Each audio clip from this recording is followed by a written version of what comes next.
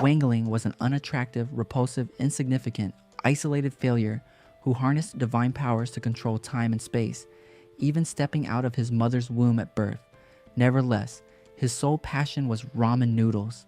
When a massive frog attacked his city, causing him to drop his ramen, Wang defeated the S-rank calamity with one blow, yet concealed his powers to seem average.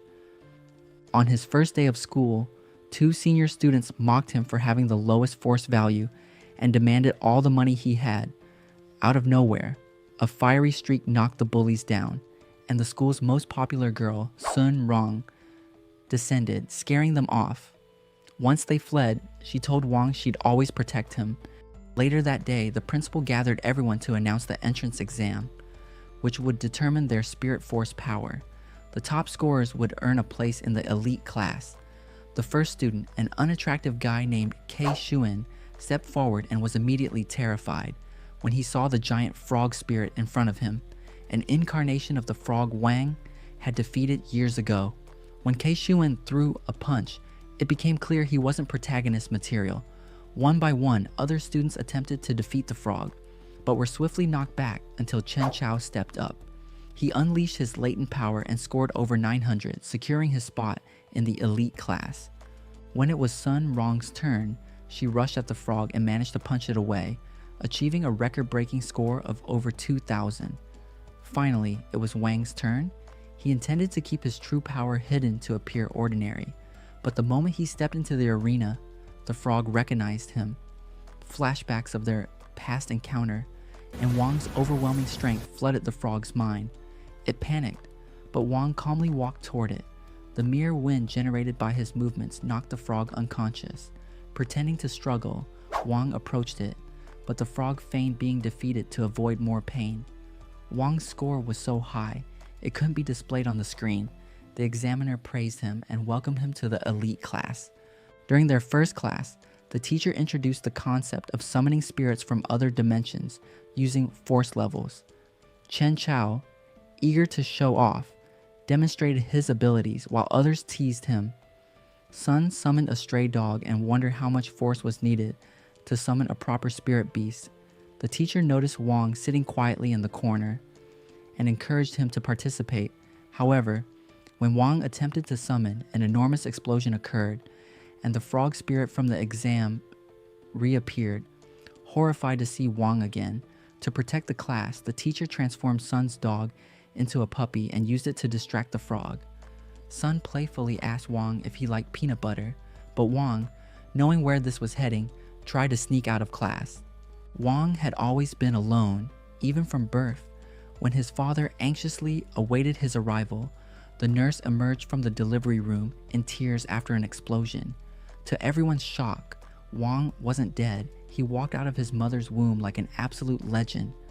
Growing up, he often overheard his parents' constant bickering and lies through his mind-reading abilities, which annoyed him. To fix their strained marriage, Wang calculated billions of outcomes and decided on an unconventional solution, wedding himself in front of them. Oddly enough, this act saved their marriage. As the days passed, Wang's powers grew. By 6, he could manipulate gravity and defeat calamity-ranked monsters. His father, alarmed by Wang's limitless abilities, began experimenting on him and eventually developed a secret seal to suppress his powers. Even so, Wang nearly shattered bowls with a mere touch, prompting his mother to provide him with her golden orbs to further suppress his spiritual strength. Although his parents deeply loved him, they wished for him to live an ordinary life. However, his extraordinary nature caused chaos, such as burning down their house while blowing out birthday candles. By age 10, simply being touched by friends knocked them unconscious. For the first time, Wang realized his parents were struggling to help him live a normal life. Until they found a permanent solution, Wang decided to suppress his emotions, except for his love of ramen noodles. At school, Wang noticed ramen was on sale, but a man bought out the entire stock, offering it in exchange for votes to make Sun Rong class president. Many were outraged by her tactic, but Wang offered her 5 votes for 5 packs of noodles. Surprised, she wondered why he was the only one helping her. After Wang's deal, Others caught on and began voting for her to get free food. Seeing this, Chen vowed to defeat her, while Sun used her art of seduction to sway everyone's minds. However, she soon realized Wang was unaffected. When he left the scene, he left behind his golden pill, which she assumed was a gift. Later, during class, Sun noticed Wang still hadn't fallen under her spell. Frustrated, she tried to overpower him, but he simply signaled for her to return the golden pill. Misunderstanding his gesture, Sun decided to eat it, thinking it would enhance her powers. The moment she swallowed it, her body felt strange, and the seduction spell broke over everyone. Embarrassed, Sun was called to demonstrate her art of seduction, but slipped on a can as she walked forward. Wang, rather than catching her gracefully, let her fall to the ground, completely shattering her spell. Before class ended, the teacher announced Chen as the new grade president. As Wang left, he pondered whether Sun's gestures hinted at unlocking a secret technique. That evening, Sun couldn't stop thinking about how Wang had both supported her and destroyed her spell, wishing he would stop occupying her thoughts. The following morning, Chen brought a massive cauldron to class for the pill refinery test, hoping it would impress Sun Rong. However, his friends suspected he was overcompensating for something. When Sun arrived in her limo, accompanied by a full band and 30 bodyguards, her grand entrance stole the show. Wang noticed she had been charmed by Chen's antics, so he used his overwhelming energy to snap her out of the trance, breaking the effect in a way that defied all logic. The class speculated that this was some new mastery of persuasion, leaving Sun momentarily stunned by Wang's boldness. In class, the teacher explained how to create a golden pill, but none of the students had a clue how they would manage it. Chen began theatrically shoveling dirt, claiming he'd bury Wang, while Wang simply used a microwave to refine the ore. Chen, desperate to compete, showed off his magical furnace, leaving Sun wishing she had something that impressive.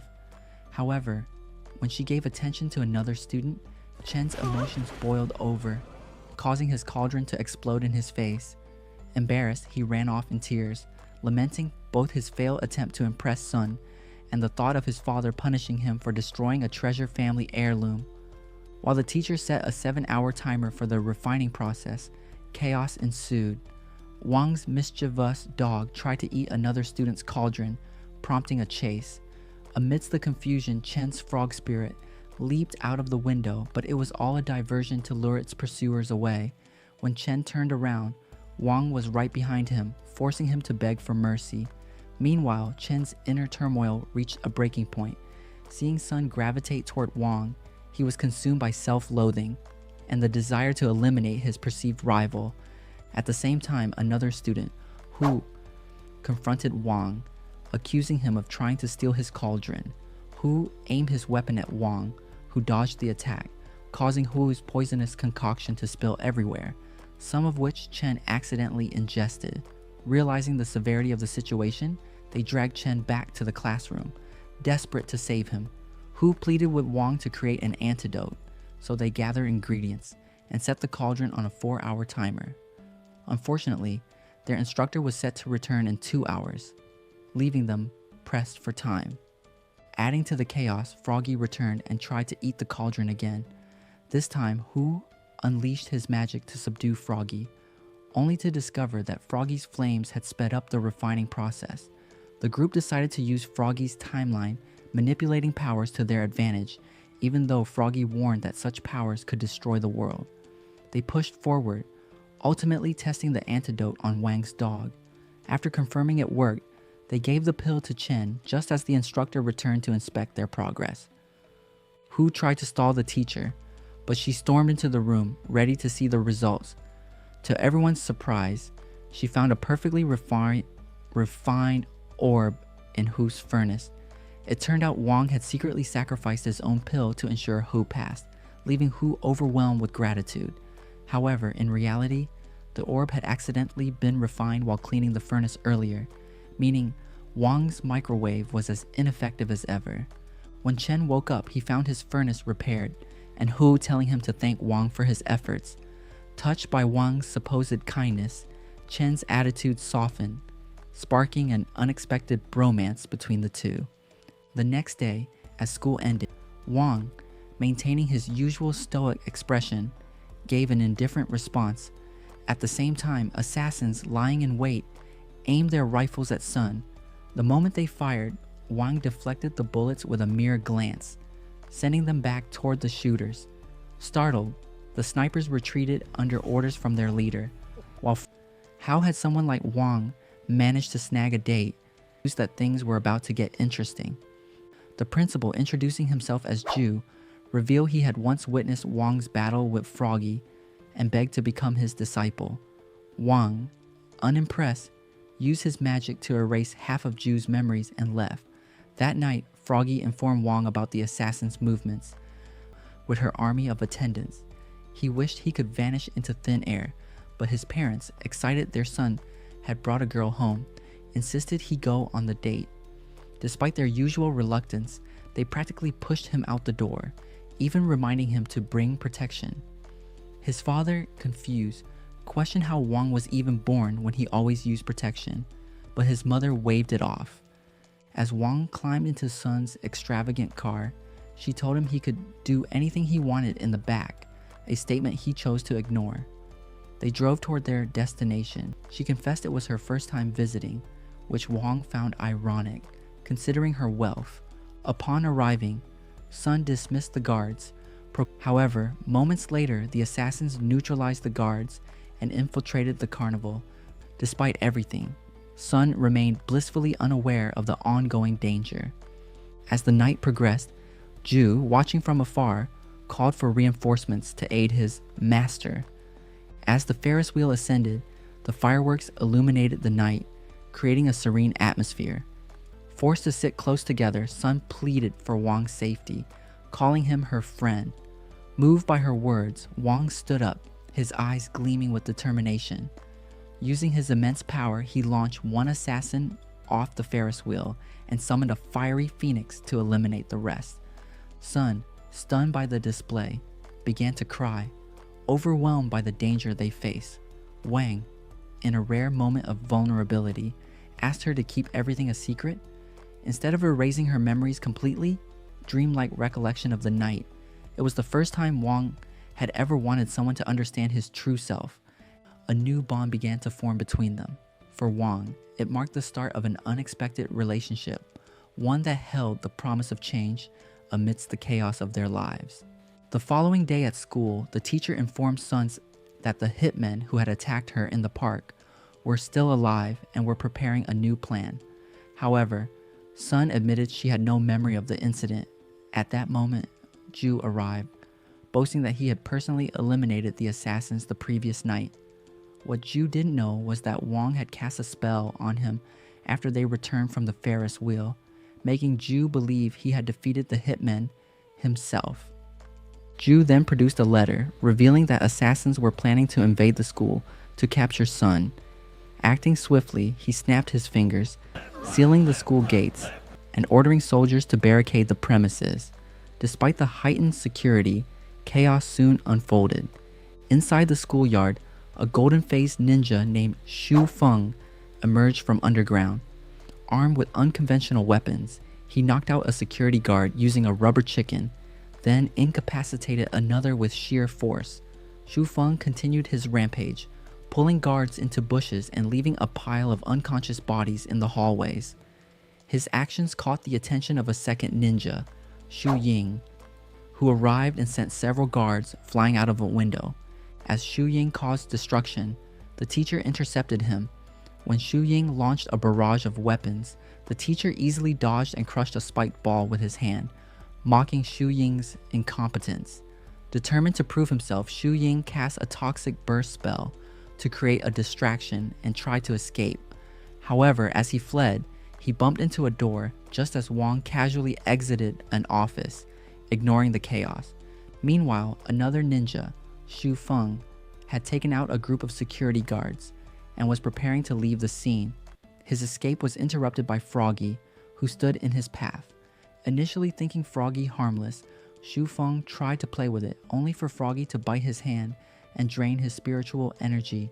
His body began to wither, and Froggy transformed into a massive, menacing form. With a single mighty blast, Froggy vanquished Shu Feng, leaving no trace of his existence. Elsewhere, a third ninja named Shu Jian infiltrated the school.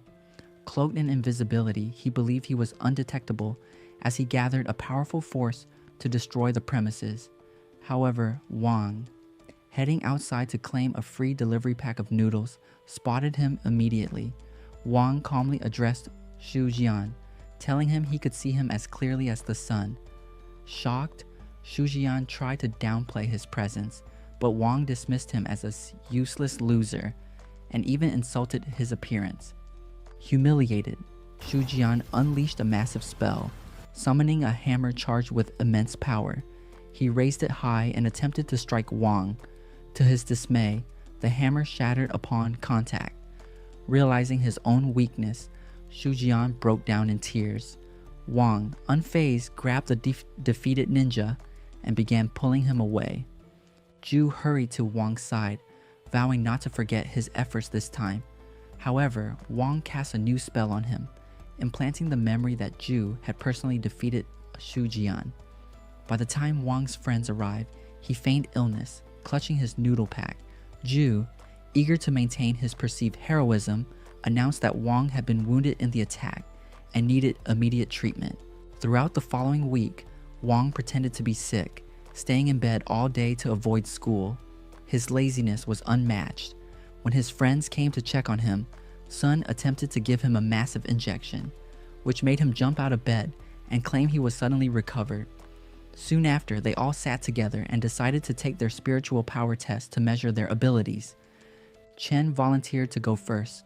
As he summoned his spiritual force, a radiant ball of light materialized, reflecting his overall spiritual strength. Meanwhile, at another high school, a similar test was underway. Liang Zhang summoned his power and scored a 1950 on the system, which left the other students mocking him as a failure. Their leader, Tang, then showcased his ability. His spiritual force created a powerful breeze that swept across the room, and his score climbed steadily, earning him the top position and the admiration of his peers. Another student, Guo, barely managed to summon a small energy ball and was scolded for his lackluster performance. Back at Wang's house, Sun hesitated to take her test, fearing she might accidentally destroy the place. However, the boys persuaded her to try, and when she was done, the system ranked her in second place. Finally, it was Wang's turn. Wanting to hide his true abilities, he planned to use only a fraction of his spiritual power. However, as he began, the sheer force of it almost blew everyone away. He barely managed to teleport the miniature sun he created outside Earth's orbit. By the time the test was complete, the system deemed his score uncountable and placed him in first position.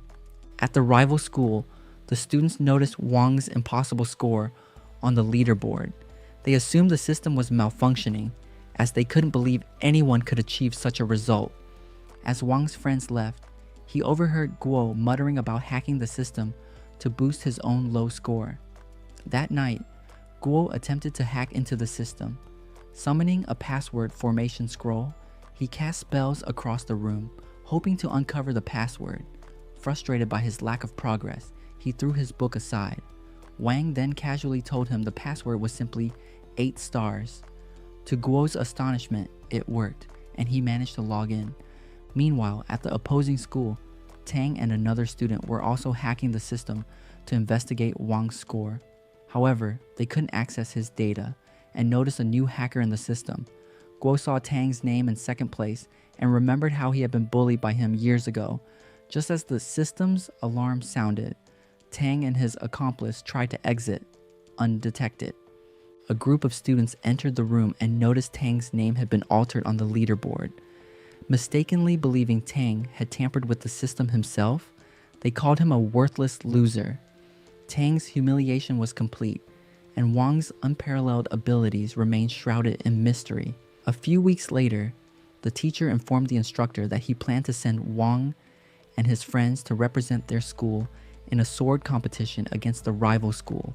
Their school had endured 13 consecutive losses, and the teacher hoped Wang would be the good luck charm to finally secure a gold medal. However, when the instructor reminded them that 5 participants were needed, Zhuo suggested their dog fill the 5th spot. The instructor was skeptical about how the dog could compete without a humanoid form. Undeterred, Zhuo commanded the dog to transform. To everyone's astonishment, it briefly turned into a faceless human, but reverted to its dog form when their disgust became apparent.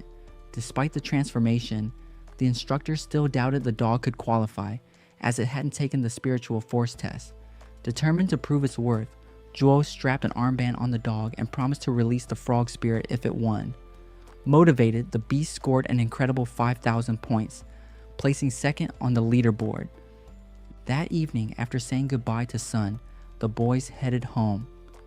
Later that night, the teacher informed them they would represent the school in the sword competition and instructed them to prepare their spiritual swords. The students eagerly displayed their unique swords, but Wang had yet to reveal his. He retrieved his sword from a sealed box in the basement, briefly awakening its spirit, but quickly submerged it again. The following day, Wang showed his sword to his friends, but they mocked its short size, doubting its effectiveness in battle. As the teachers arrived, they announced that the group would stay at the rival school until the competition began and train with their swords. The bus arrived shortly after, and the team boarded. Unbeknownst to them, the leader of the ninjas was watching from across the street, plotting to capture Sun as they departed. Inside the bus, Wang struggled to keep his sword spirit suppressed, fearing it would terrify the others. Upon arriving at the rival school, they were greeted by the director and several competing students.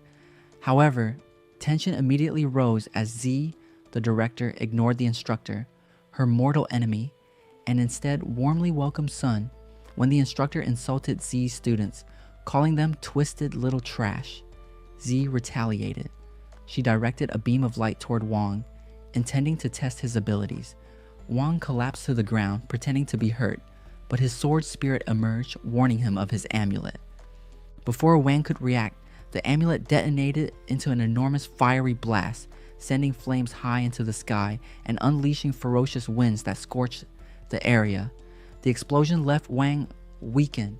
When he questioned the spirit about why it hadn't warned him sooner, it reminded him that he had silenced it on the bus. As Sun and the instructor rushed to help Wang, they speculated about what caused the eruption. Even Ji appeared baffled, as her light blast had only been meant as a simple test of his power.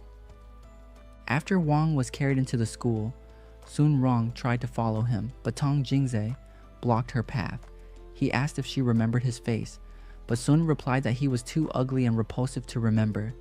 When he refused to move aside, she attempted to punch him, but Tang's partner, Yisha, intercepted her attack. Tang revealed their plan to eliminate Wang before the competition began. At that moment, Wang's body began to burn with a mysterious flame. Xi appeared and subdued him with a binding spell. Angered by the sight, Sun drew her sword, but her teacher intercepted it, urging her to control her emotions. Meanwhile, inside the medical room, the staff was stunned to discover that Wang had mysteriously vanished. Wang, now wandering through the school, attempted to suppress his amulet using a flash trick.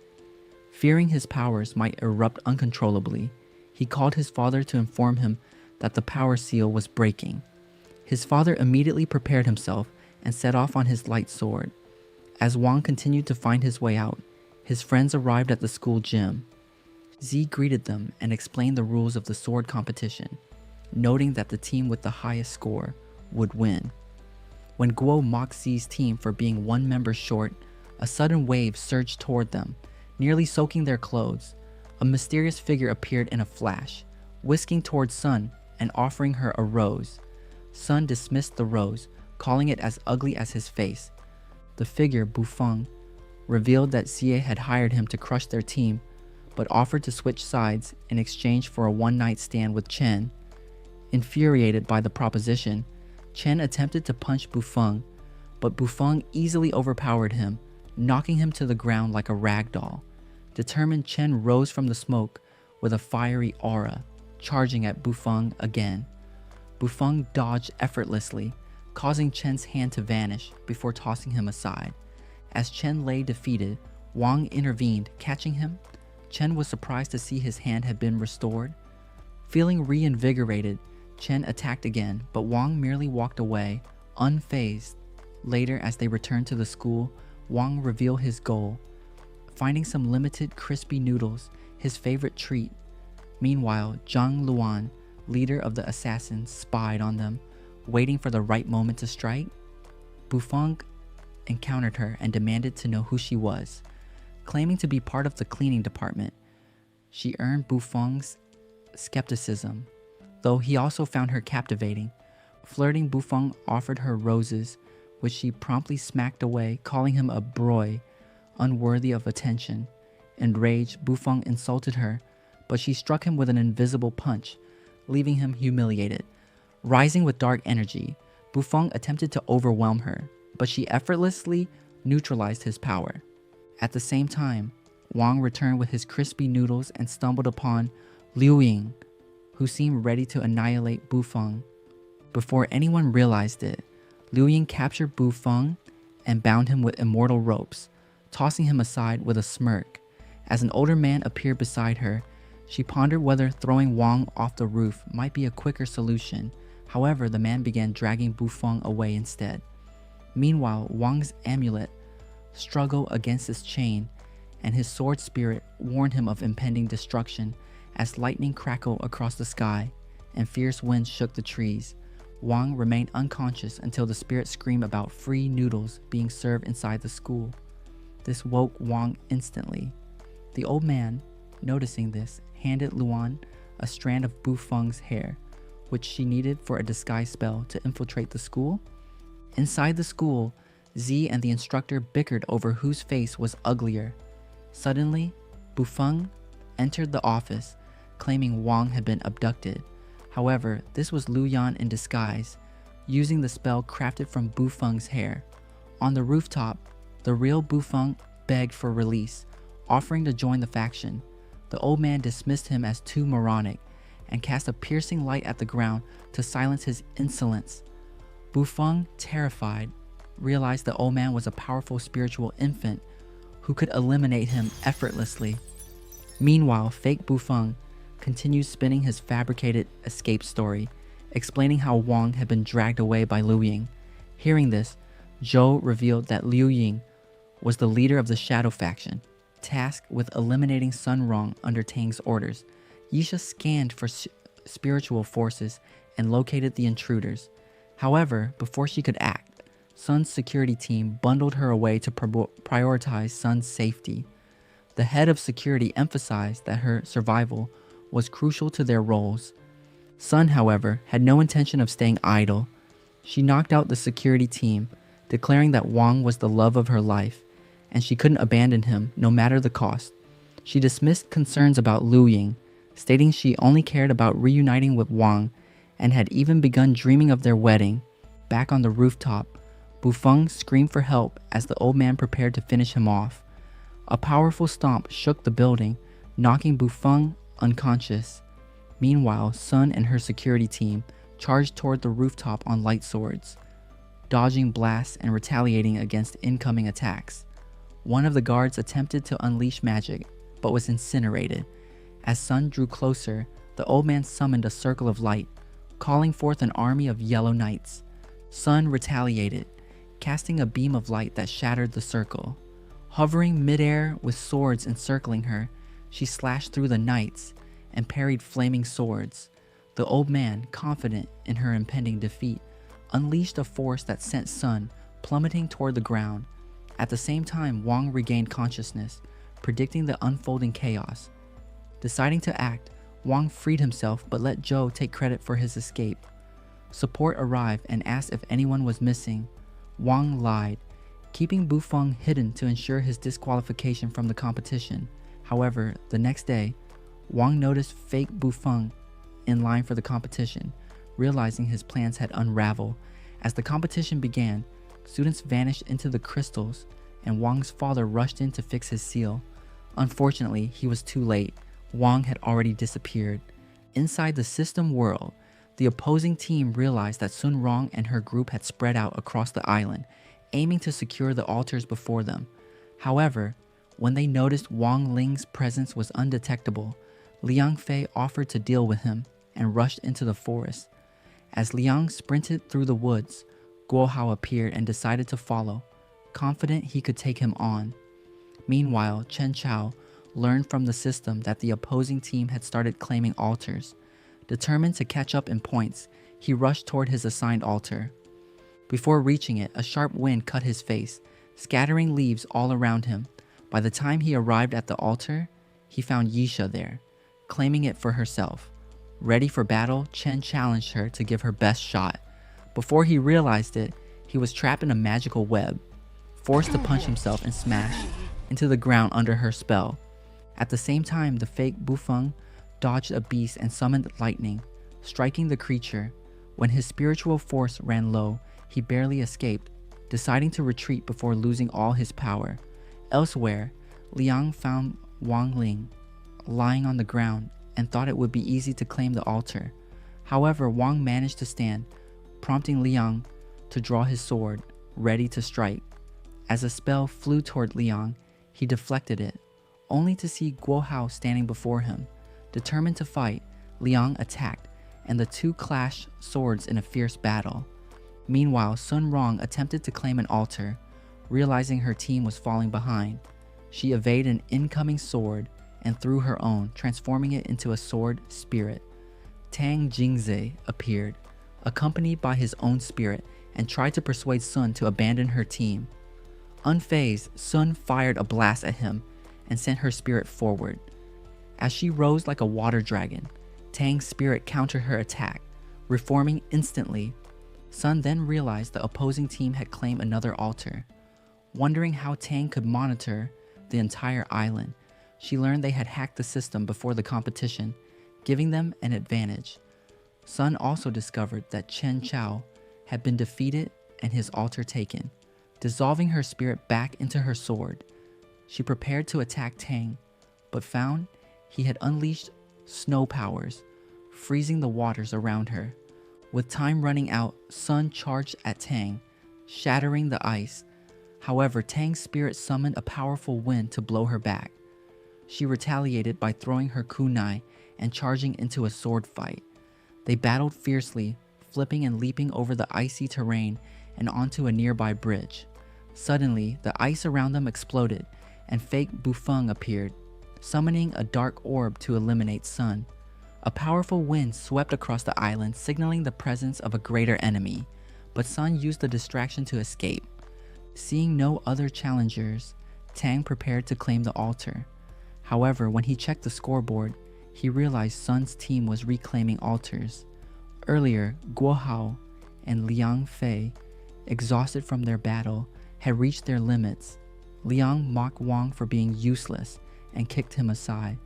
Enraged, Guo unleashed new spells, but Liang easily deflected them. Despite this, Guo continued attacking with relentless determination and spearing Wang.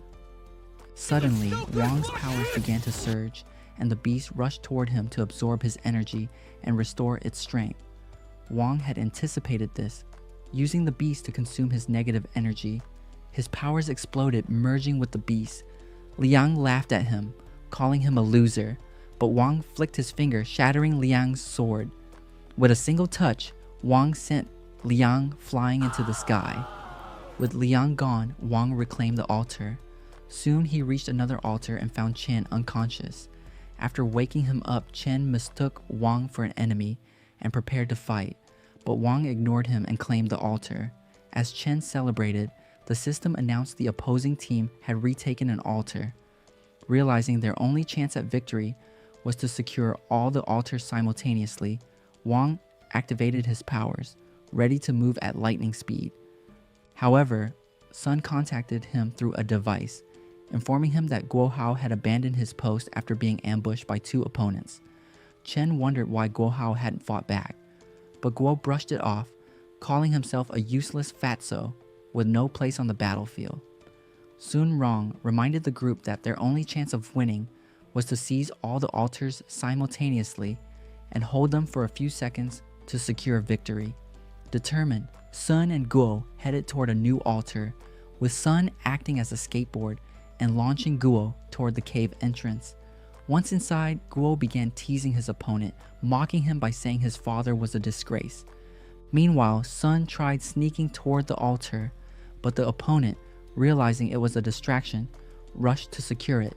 Guo cast a spell at him, but the opponent stumbled, and the spell accidentally hit Sun, knocking her away. As Sun tried to recover, Tong Jingze appeared, shouting at his teammate to secure the altar. The opponent hurried toward it while Sun raced to stop him. Guo summoned large rocks to block the way, but the opponent fought through and drew his blade. Sun retaliated by summoning multiple swords and launching them, but Tang's sword spirit intercepted and destroyed them. Realizing she couldn't win in a direct fight, Sun retreated. Tang taunted her, calling her a failure and mocking her plans. Guo joined Sun to provide support. With the opposing team close to reclaiming the remaining altars, Sun knew they had to secure this one to stay in the competition. Elsewhere, the fake Bufeng approached Chen Chao, aiming to take his altar. Chen dodged dark orbs, trying to stall until the competition ended. Fake Bufeng grew angrier, mocking Chen and his family, but Chen refused to fight back. Enraged, Bufeng unleashed the orbs, creating a powerful wind that ripped through the area. Chen blocked most of the attack with his sword, though it left him battered. At the cave, Sun told Guo to retreat while she faced Tang alone. Tang mocked her, urging her to surrender and abandon her useless team. Sun, determined to prove him wrong, countered by insulting his mother and clashed swords with Tang's spirit. Guo summoned the power of his blade, but Tang's spirit vanished and reappeared like a ghost, knocking Sun back. Exhausted, Sun struggled to keep fighting. Tang belittled her again, calling her team pathetic losers. In that moment, a flaming bird appeared. Sun had sacrificed her sword spirit to unleash Guo's blade's power. Tang sent his spirit toward the flames, but it was consumed instantly. The fiery explosion blew both boys away. Back at the tree, Chen was exhausted from fending off attacks. Fake Bufeng tried to claim the altar, but Chen held him back, determined to stop him. Without strength, he grabbed Bufeng's foot to stall him. Bufeng retaliated by stomping on Chen's face and kicking him aside. Struggling to stand, Chen remembered his friends and summoned the will to rise again. With newfound power, he broke Bufeng's shield and stabbed his sword into the ground. Enraged, Bufeng revealed her true identity as Li Yinggan. Meanwhile, Wang Ling claimed another altar and rushed to the next. Arriving, he hesitated to stab his sword into the altar, fearing his powers might overwhelm him. After a moment of reflection on his bond with Sun, he managed to proceed, smiling for the first time. The system announced they had acquired all the altars. Sun, holding Wang's hand, declared she was ready to become his wife. Just as she said those words, Lu Ying stabbed her, causing her soul to leave her body instantly. Wang tried to hold her, but she disappeared before his eyes. With this realization, Wang's restraints shattered and his powers erupted in a terrifying outburst. As his amulet vanished, Wang attacked Lu Ying, but the beast froze time. The time freeze began to crack as Wang's power grew too strong to contain. With a roar, Wang punched Lu Ying fiercely, knocking her back. She retaliated with relentless attacks, but Wang countered with an electrifying blow that sent her soaring. Wang struck her repeatedly, launching her into the sky and driving her through a rock with devastating force. As his eyes glowed like a demon, he unleashed a flurry of rocks and summoned a dark orb to finish her. Descending toward her, Wang prepared to consume both her body and soul. However, when she admitted she intended to die, he stopped. Recalling his memories with Sun, the darkness began to fade as Wang tried to restore her, only to realize she could not return to life. The beast explained that Lu Ying's attack had broken Sun's spirit and body, and once she was released from the time freeze, she would perish instantly. Desperate, Wang offered to give up all his powers to revive Sun, but the beast said the only way was to restart the world. Wang, understanding his ability to control time, suggested returning to the past to change the future. Wang began summoning a great force in the sky, ignoring the beast's warnings that altering the future violated the laws of nature. and could cost him all his powers. As he merged with the beast, a brilliant light descended, initiating his time-warping journey. In the new world, Wong found himself back at school on the first day of the academic year. Two seniors confronted him, just as they had before, demanding protection money and shoving him. Wong anticipated Sun Rong's intervention, but instead Chen Chao punched one bully away and introduced himself. The second bully attempted to retaliate, but was blasted away by Guo Hao, who also introduced himself. When Wong offered his money as a peace offering, they refused. In class, Wong excitedly thought Sun was about to look at him, but the girl wasn't her. Later, while heading home, Wong spotted someone resembling Sun inside a car and chased it. At a stoplight, he rushed to look inside, only to find it wasn't her. Unbeknownst to Wong, his spell had created an entirely new world. As he drew power from his lights, rocks began to ascend ominously. Meanwhile, in the underworld, a man presented Sun Rong to the demon queen. Realizing Sun was Wang's lover, the queen activated a device, restoring Sun's spirit to her body. Simultaneously, in the new world, Wang tried explaining to his friends that he had been in the same spot with someone special before, but Chen dismissed him, joking he was too unattractive to have a girlfriend. In the real world, Wang's spirit explained to Sun that Wang's spell had created a new world to reunite with her, threatening the current Earth's existence. He urged Sun to rescue Wang before it was too late. Back in the new world, Wang was on a Ferris wheel with his friends but felt despondent without Sun. In the real world, as Sun prepared for her mission, her spirit transformed into a sword. She flew high, dodging blasts, and managed to stab Wang, freeing him from his enchantment. Upon seeing the flower she once gave him, Wang recalled his reality and decided to return. The enchantment shattered, allowing Sun to pull him out. As they reunited, the system announced that Sun's team was gaining the lead. Back in the past, Chen was battling fake Bufeng, tossing his sword aside. Frustrated, Li Yinggan abandoned her disguise, but Wang eliminated her with a sudden force. Sticking his blade into the altar, his team was declared victorious. After their triumph, Sun hurried toward Wang, but reporters swarmed them, interrupting the moment. Following Sun's rescue of Wang, he realized he had lost his time-altering abilities. The beast explained this was his punishment for attempting to destroy the world. When Wang asked how they could return to their world, the beast revealed they could only reverse time, but Sun would lose her memories of the event. Sun deemed it a worthy sacrifice and reassured Wang she would always stay by his side. Shortly after, Wang's father arrived with the amulet, sealing Wang's powers and emotions.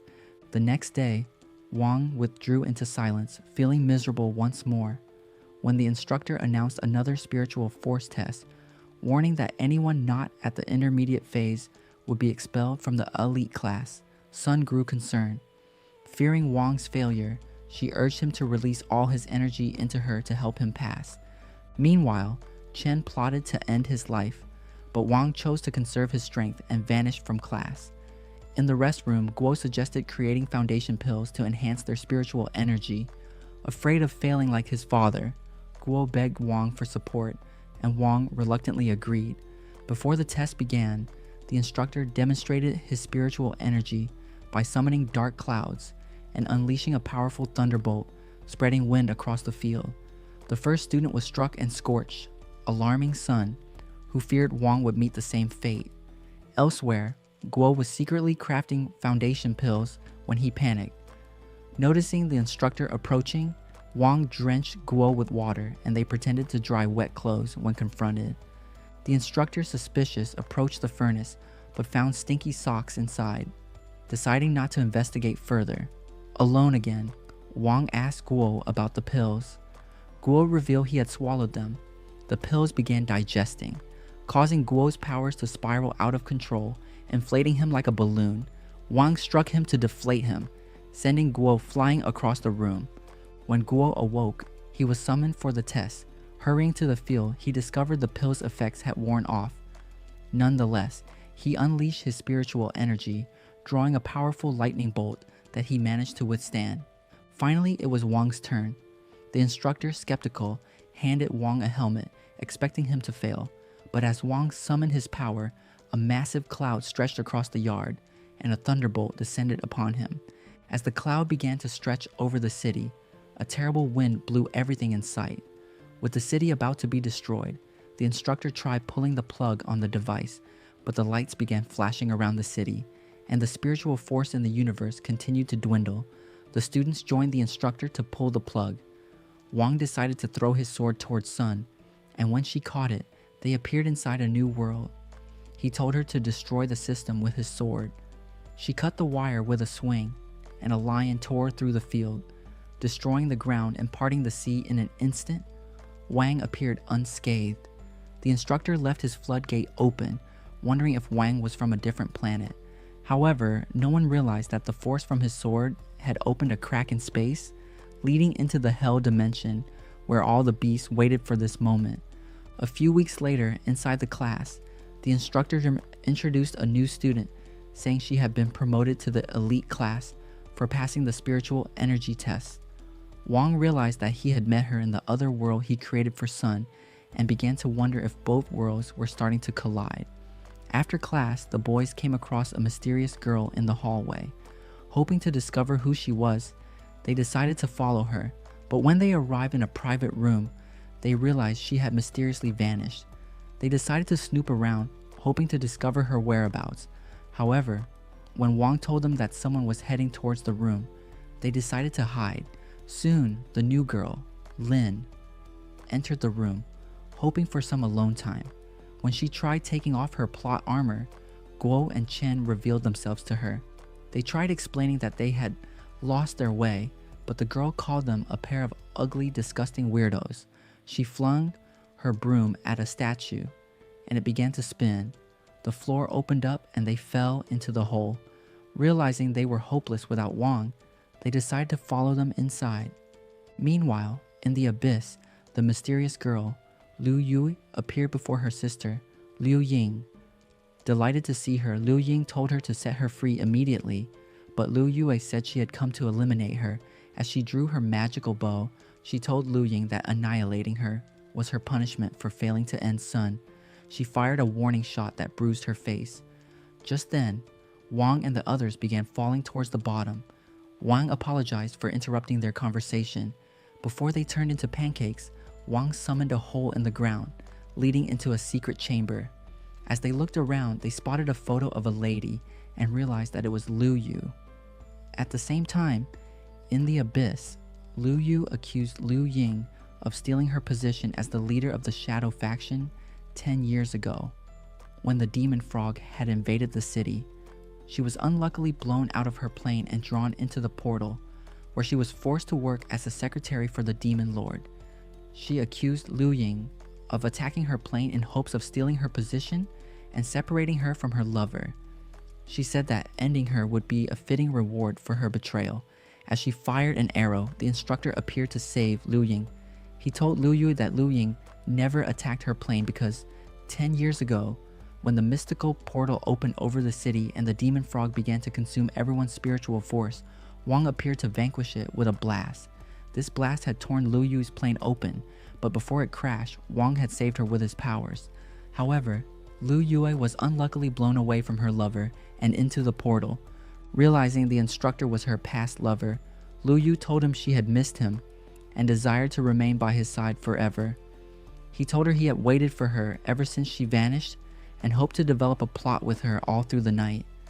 So they began making out in front of her poor, trapped sister, who wished that she were dead instead of watching them.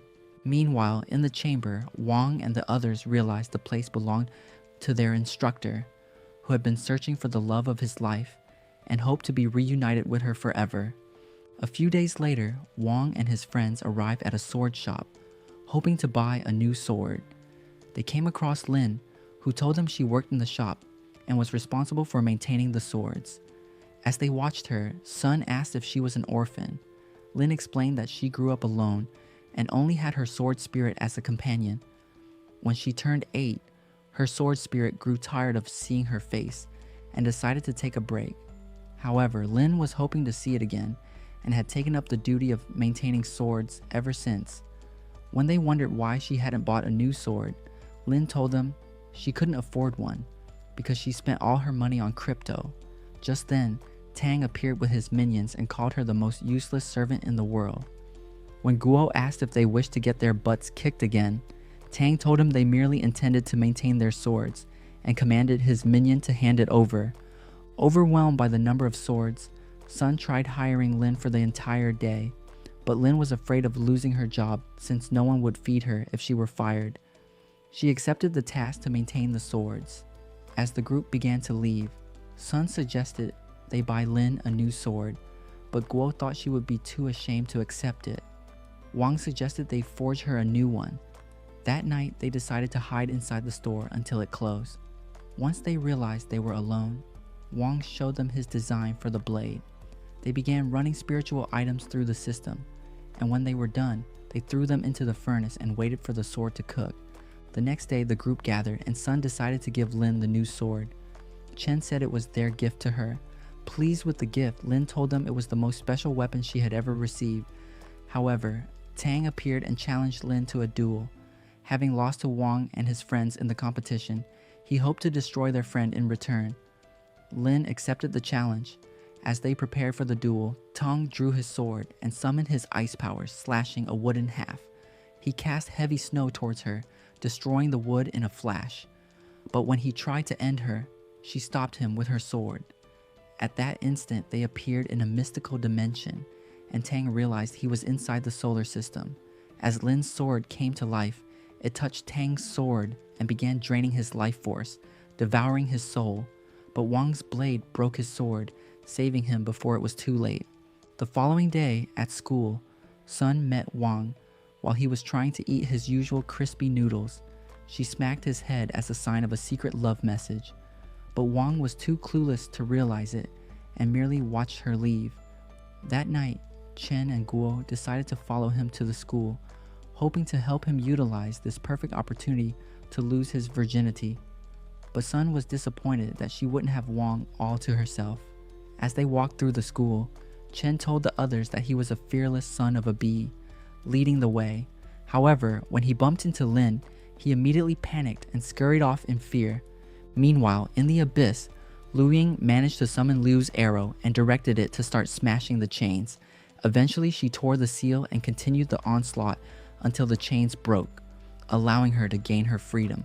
As she wondered how to escape, she saw a gaping hole in the wall and realized she merely had to swim her way out.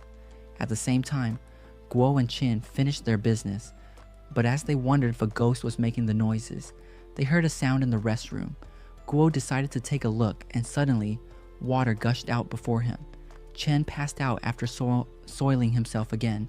When Wang and the girls arrived, they saw Lu Yan trying to pull herself out and immediately flushed her down the drain. With Guo and Chen still unconscious, they decided to lay them in a private room and place a spell on them to help regain their consciousness. Sun thought this was her perfect opportunity to have Wang all to herself. But when his sword spirit told him that Liu Ying was trying to escape again, he headed out to look for her. Meanwhile, Liu Ying was inside an elevator, plotting her revenge on her enemies. When the elevator opened, Wang immediately cast her into the ground, but she managed to find her way outside and watched the couple walk through the school.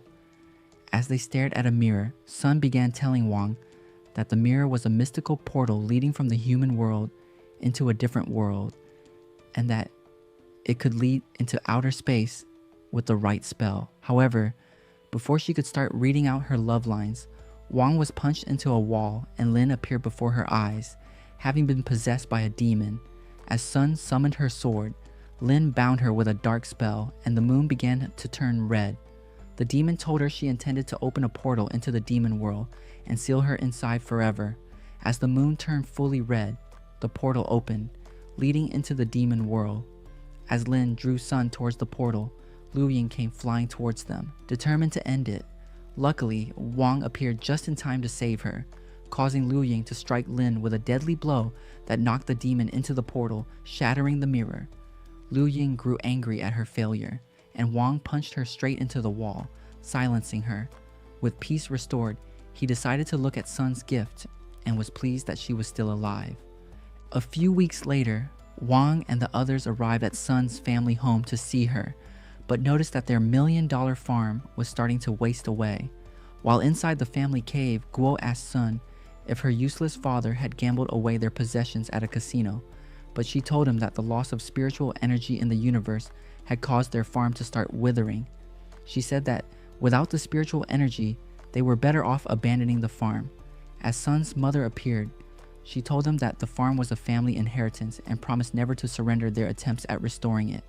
Encouraged by her words, Sun's father said they would start replanting once the spiritual energy was restored.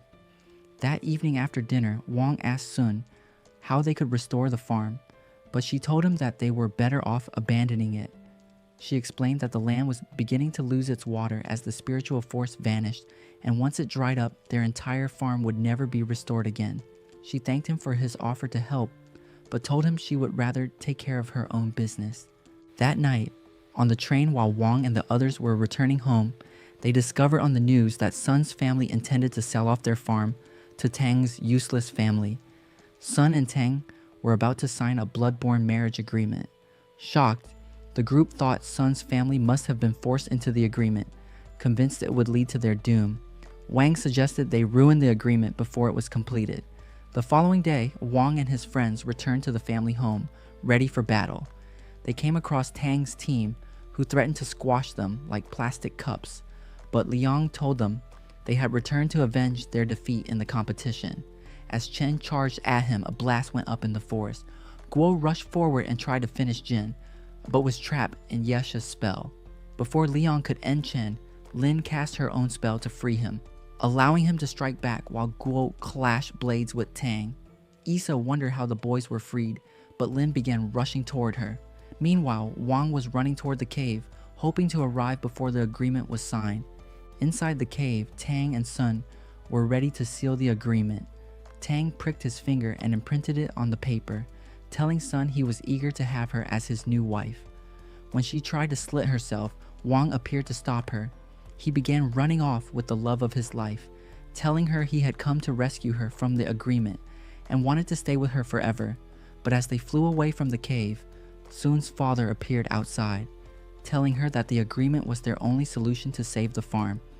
Hearing his words, Sun withdrew from Wang and told him she had promised to sign the agreement. She said that after they left the cave the previous day, Tang's father had arrived and offered to invest in their company in exchange for a blood-borne agreement with Tang. Because he was too useless to find himself a wife, Sun's father had agreed to the deal, and her mother had said it was their only hope for survival. Her father told her that agreeing to the offer would save their broke family from staying broke and would keep them in business. Their words made her realize that her family was hopeless, so she told Wang she had to keep the family together and would sacrifice her happiness to marry the evil and disgusting Tang.